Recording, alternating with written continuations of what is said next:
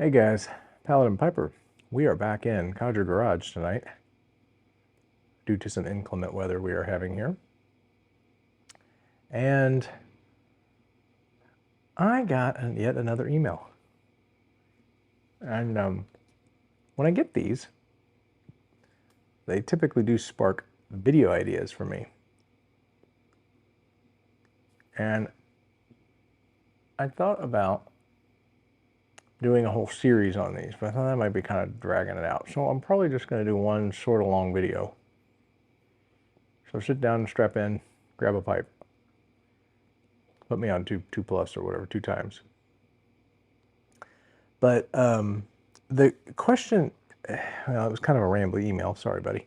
But it essentially asks, like, how do you get these nuanced flavors from Codger blends? And, you talk about all these things on your reviews, and when you kind of romancing them.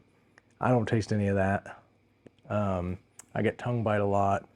I can't tolerate velvet or, different. I mean, it was different blends. But so what I thought was, and I've mentioned this before, I used to think that Codger blends were great beginner blends. I disagree with that now. As I've gotten older, I think there's kind of a hierarchy within that realm of easiest and most difficult of what to smoke. And when I say that, I'm talking taste that you're going to taste, burn characteristics, packing methods, because some of them can be a little finicky on what pack they like.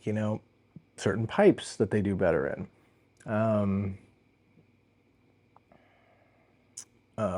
Whether you let them dry out too much, whether they're too wet, whether you keep them wet, all of those things. So what I thought I'd do is I would start from hardest to easiest, and kind of give you my thoughts on why I think they're what they are. Now, again, this is just one opinion, and I could say what I think is the hardest Codger blend to smoke. You could be like, no, man, I've been smoking that for 60 years and it's easy. Touche. It's your mileage. It may vary. This is just what my experience has been. My wife likes to interrupt. Straight Prince Albert tonight, by the way, in the Franken Medico. She likes the smell of this stuff. So, anyway, so I thought I would go from hardest to easiest based on a lot of different things, and I'll try to explain myself as I'm going. I'll try to show you at least one picture of each one of the tin or the pouch or whatever, so that you can have an idea. But all right, without further ado, I think the toughest Codger blend to smoke is Mixture 79. Yeah. The reason is a lot of different things, and I will tie this Codger blend with the better version of Mixture 79 in my opinion, but it's still kind of hard to smoke, which is Warhorse Green. So Mixture 79 is a chameleon of a blend, and I've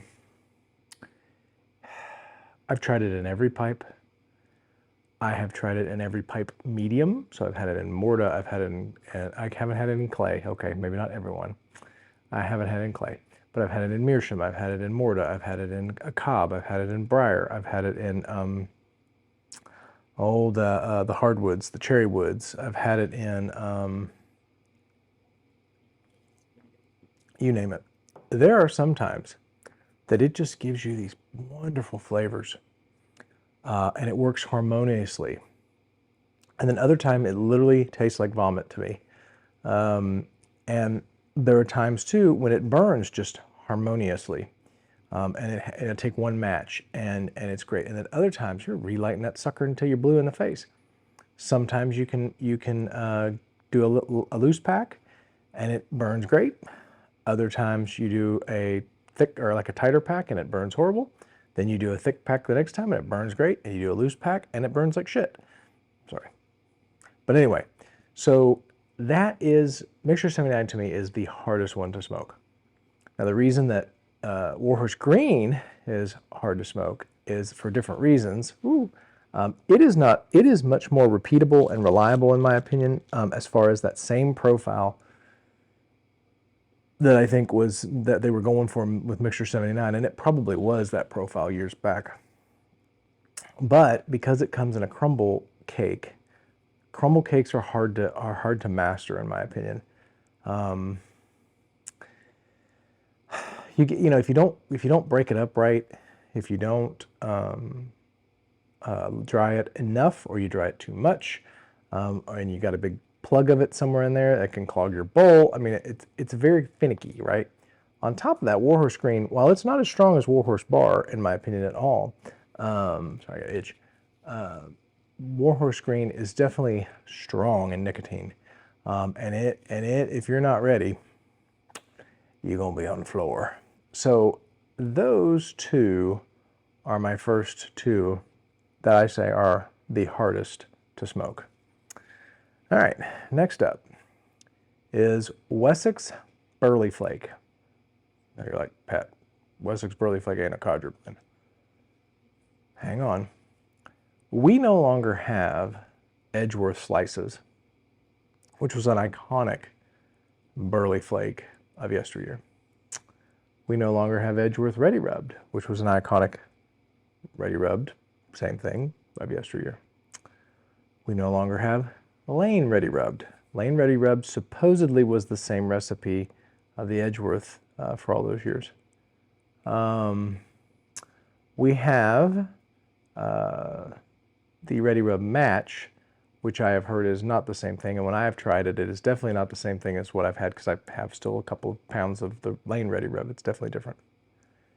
However, what I have been told and understand, and someone will probably correct me on this video if I am wrong, is that the Wessex Burley Flake that is produced now in 2024 is the original Edgeworth Slices recipe. Okay. Now, that being said, I enjoy this blend. I enjoy this blend a lot, but it is higher in nicotine, it is a flake, and it's a little temperamental as far as trying to get the flavors that you want out of it without kind of can be irritating to you. And so the flake, you have to know how to prepare flakes. You have to be comfortable with preparing flakes. You have to be comfortable with the moisture content of a flake, okay? And then you have to learn, really on all of these, except for really my top two, you have to kind of learn your cadence and you get these things down, okay? Especially for Burleys. Or else you're just going to taste it. I'll admit it, you taste a straight up cigarette ash, you know? So for those reasons, Wessex Burley Slice is my second most hardest Codger blend to smoke. These next two are really kind of interchangeable.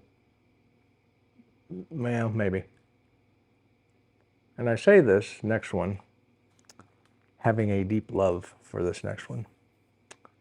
This is the blend that I keep coming back to. This is the blend that draws me home. I feel as though I have smoked this blend for centuries, and I have not lived centuries. That is half and half. Half and half is a very, although the new stuff is a little better than the old, but it can be very temperamental. It can be very bitey. It also wants a certain amount of dryness, but not too overly dry and not too overly moist. It's very finicky on the packing. I'm just telling you this after all these years, you know. If you get it to the right moisture content, you can finesse the packing. It really doesn't matter. But that being said, half and half. And the other thing is the combination of toppings and, you know, the Virginia Burleys that they use in it can be off-putting to some people, much of the same way that Mixture 79 can be. And for that reason, it's a very polarizing blend. So I think it is a little harder. It is in the top 3 of the hardest Codger blends to smoke. And be able to taste all of the nuances in it, etc. Now, after you've had a lot of it, that all comes through. My dogs came out here and got hair in my mouth now. Anyway, with the next number, 4th top, got it, there we go, is Velvet. And while Velvet is a simple blend, you know, maple sugar and licorice, I mean, it's timeless, right? It is nothing but comfort to me. I love Velvet. But again, if you push it too hard, if you pack it wrong, if you, you know, you're not ready to really taste those nuances of flavors because they are kind of light, you're going to taste a cigarette. I mean, it's going to taste pretty bad. And also, half and half is not as specific to a pipe as like Wessex, in my opinion, Burley Slice and Mixture 79 are. Half and half just kind of beats up pipes, you know, and it'll take over your pipe. I don't, you know, have to worry about what pipe you put in. Velvet can be particular. I've found that Velvet likes pot pipes. Billiards are kind of, pot pipes and billiards are kind of the things. Apples are okay as well, but those two are I've found that they sing a little bit better in it. Velvet does anyway. So that is the next one. Now, coming down a little further, well, a lot of people may argue with me on this one, and that's okay, I welcome it. Well, including my best friend would argue this with me. He would argue vehemently with this. Captain Black Original. Okay, now I'm not going to go into all the Captain Blacks, okay? Well, I'll do 2 other ones, but Captain Black Original, I think, is kind of hard to smoke. Mainly, and it's a little better now. I think it is a little better now. Mainly because the heavy toppings that are on it, the propylene glycol, and they probably do use a little vinegar now, or probably exclusively vinegar because it's made overseas. That's why I think it is a little better, a little cleaner, but it still can be hard. And the thing is a lot of times all you end up tasting in Captain Black Original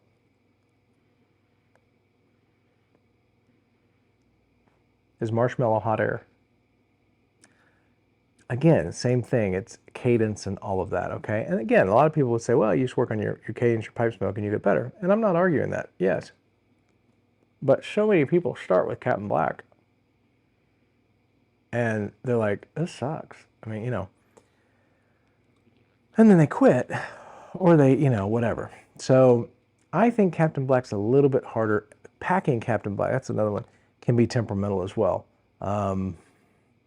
Yeah, arguably, and again, and this is a bias in mine, arguably maybe a little more temperamental than half and half, but it could be because I haven't spent as much time with Captain Black as I have half and half. So there's that. All right, coming down a little further, and this is very similar, and some people will maybe say, you know, vice versa, is BCA.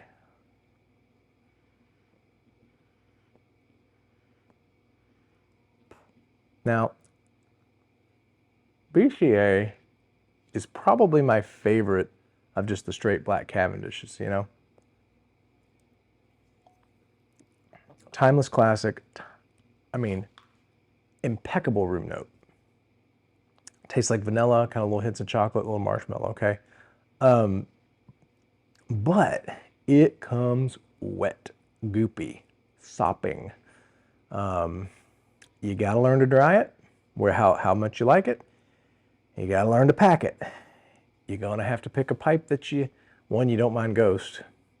And there are some people that say BCA gets better like half and half. You let it ghost that pipe. You let that pipe be BCA's pipe, just like you let your pipe be half and half pipe or velvet pipe. It claims that pipe and it's a better smoke.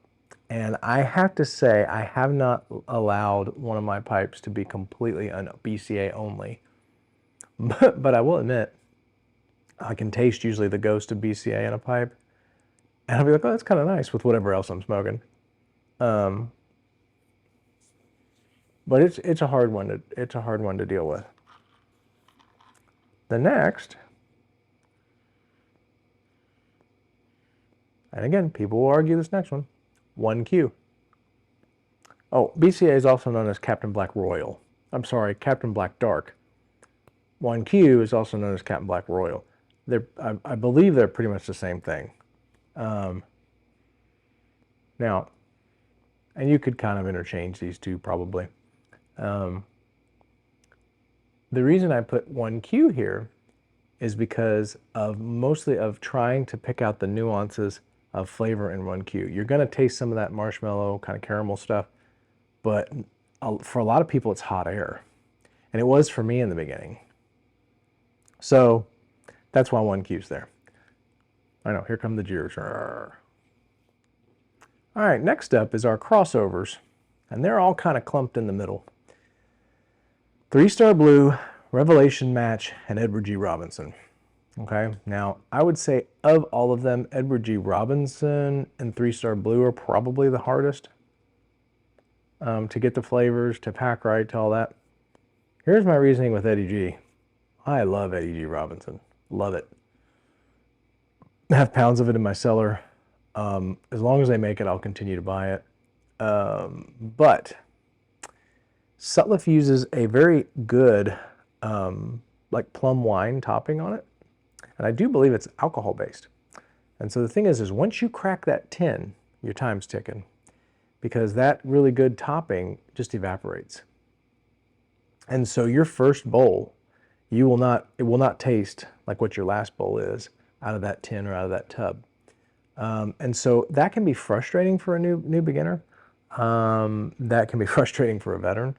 The other thing is Eddie G is more of a ribbon cut. So ribbon cuts, people argue that ribbon cuts are easy to pack. I think they're harder to pack. You have to kind of get your pinch method down a little bit better.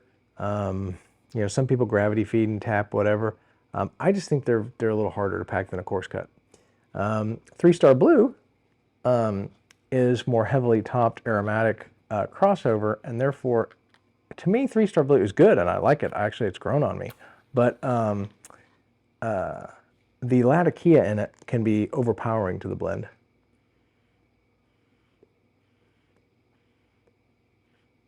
And for someone who's learning or new to even Codger blends, you might not pick up much of the topping or anything else other than the Latakia.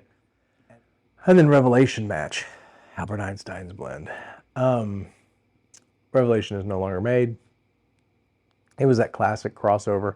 And really you could add in Barking Dog and Country Doctor and all of these guys kind of right there too. They all had a lot of humectants on them, which can kind of coat your mouth, again, stopping you from being able to taste the flavors. So you got to work on your dry time, cadence, all of those type of things as well. So that is kind of the crossover section. And even, you know, if we talk about Blend for Danny Kaye and Blend for Cary Grant, they're in that genre too. So I think those are kind of middle stack of tougher Codger blends to learn to smoke well and to be able to taste all the nuances. Next up, we have Heine's blend or Heinz blend. Heinz blend is, I think, one of the toughest of the cube cut, coarse cut burleys to deal with, and one of the harder ones to taste. My reasoning is that the way they've done those chunks is similar to the next blend, which is Sugar Barrel. It's just this kind of coarse. I mean, sometimes it looks like just like somebody cut a knuckle off of there. I mean, just threw it in there, or whole leaf sometimes, and that can be hard to navigate when you're learning. You know, you just want to try to work on your cadence, all this stuff, and you hit one of these things and it tastes really good. But you got to relight, and you don't. Again, all this stuff can be mitigated with years, and but I'm just, go with me, guys. So anyway, so if it can be frustrating for a newer piper who wants kind of a seamless codger journey and not to be temperamental. But I think Heinz blend can be a little difficult to smoke. So that's the next one. Going further, sugar barrel match. Same kind of thing. Coarse cuts. Coarse cut's good, but like there's chunks in it, like big chunks. Like, I mean, if you guys have never seen the cut of sugar barrel, I mean, it's like plugs in there, And again, they can get caught in your pipe. Same thing. The flavors on sugar barrel are very comforting to me, but sometimes they can be hard to pick out the nuances. You get kind of this cinnamon brown sugar note that's great when you can get it, but it does take a little bit to finesse and ease those tastes out. And if you're just puffing like a, you're not going to get those flavors. It's going to taste kind of cigarette-y, ashy. So the next one is what I'm smoking now, which is good old Prince Albert. Now, Prince Albert,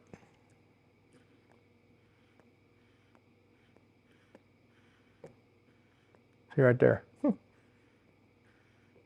can be a little temperamental to light sometimes, depending on the humidity. If you put it in your Codger humidor, if you just keep it in the tub that comes in, it's crimp cut, so it's kind of a coarse and a ribbon together. So you get kind of, some would say, the best of both worlds. In my opinion, you get kind of the good world, and then you get some of the stuff you got to deal with. And sometimes, even for me, I've been having a lot of Prince Albert. Some of the nuances don't want to come out to you if you're just smoking like a freight train. Or even if you're just trying to slow down, sometimes you don't get them, So, Prince Albert. The next one, and this was kind of a toss-up between the two. Prince Albert may be a little bit easier to smoke than this one, and I really enjoy this one. I don't have it enough. I need to have more of it. Is Dutch Masters Whiskey Cavendish, and that was one that was gifted to me from St. David, and it's a really good blend. It was formerly Old Granddad back in the day, and but it's a little heavier topped, so you got to play with all that again. And if I believe it's a ribbon cut too. I'll try to post a picture here if I remember, but yeah. So Dutch Masters Whiskey Cavendish you'll find in the pouches and stuff, but I'm pretty sure it's a ribbon cut. But yeah, it is a little bit heavier topped. So you're gonna go through all those things like you did with Captain Black. But I will say, when you get it lit, you get the flavors. Like it's like, ooh, that's all there. That's good, Also with Whiskey Cavendish, as you go down the pouch, the topping does wear off, and so that will change. And so for a beginner, you have to understand, like, hey, your first bowl is not going to be like your last bowl. So, all right, next one, Paladin Black Cherry. Yep, my old love. And my main reasoning for it being here is it's super easy to smoke, but the new stuff is vinegary, and it is a lot lighter on the cherry. And so if you're looking for a cherry blend that's Codger-esque, this could be your thing, but it's going to be really light. So don't come into it thinking the old Paladin that was heavier topped, you're going to get the same experience. It's not. Next one that's even easier, and I have to say, this one always really not surprising me, but it is enjoyable when I go back to it, is Burley Light without the bite. And it's a lane blend, an old bulk lane blend. You can get it anywhere. It's great. I mean, it just, of the ones that we're going to kind of start talking about here, it's probably the most finicky, but it's a great just kind of caramel, familiar profile, a little bit of topping, but nothing so heavy. If you store it, even if you let it kind of air dry, 20 minutes, the whole bag, you'll be fine. Really good blend. And you still get some of the tobacco flavor.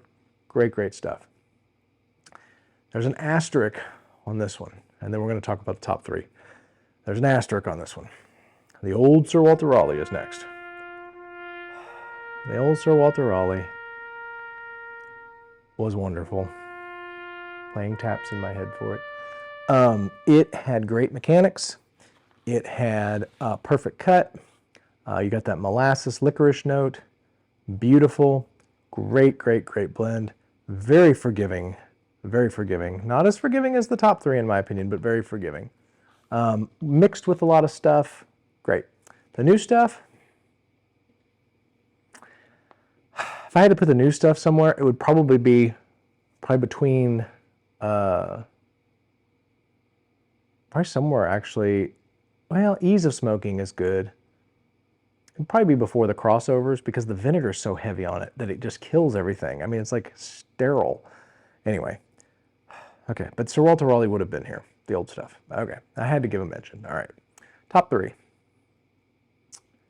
Model match. Yeah, now again, this is on mechanics, and people will disagree on me on this, I know. Burn rate, nicotine, the whole deal. Such an easygoing blend, guys. Minimal topping. You don't have to worry about goop. Don't worry about that. It's great Codger Burley. Model match, okay? And here are my top 2. All right, now I don't think number 2 is going to outdo number 1 for me, but I'll say it anyway. Number 2 is Granger. Granger has been consistent from the old stuff I've tried all the way to the current production. Easygoing, very low temperamental. The only thing about Granger is if you like big pipes, toward the end, he runs out of steam, man. And he just gets to be a cigarette ashtray. Just being honest. Kind of same with Model. I'll give you that with the bigger pipes. So these last 3, well, no, these 2, I don't know about the last one because I can't say that about the last one. You know, you want a smaller pipe for both Model Match and Granger. All right. And I am yapping. All right. The number one, I think is the easiest Codger blend to smoke.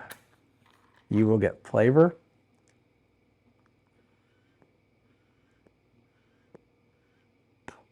Not high nicotine. You can abuse the pack. You don't have to have a broken-in pipe. You can have a big pipe. You can have a small pipe. You can have a corncob pipe. You can have a clay pipe. Morta. I will go so far as to say a meerschaum. I didn't enjoy it much in a meerschaum, but I think you can. I think the king of the easiest Codger blends to smoke is Carter Hall. I am eating crow right now, okay? I hated Carter Hall for years. But after spending a good month with it, well, maybe 2 months, however long I did it. Anyway, I did the summer of Carter Hall. It was so easy to smoke, guys. So easy. You can throw it in a brand new pipe. It's going to taste good. You can throw it, you can puff on it like super hard and you're still going to get that sweetness, that cocoa, that little bit of bourbon, kind of a little bit of that comfort feeling. So I would say if you're trying to look to start in the Codger blends, start at Carter Hall. Now, the thing is it's only available in tubs. Some places have it in bulk. Look around. West Virginia Smoke Shop, Four Noggins. I think those are the only 2. Could be wrong. There could be other places. But, yeah, guys, Carter Hall. All right. Long video. Hope you enjoyed. Hope this was helpful. And, all right, we'll see you very soon on another Pound and Piper video. Take care, guys.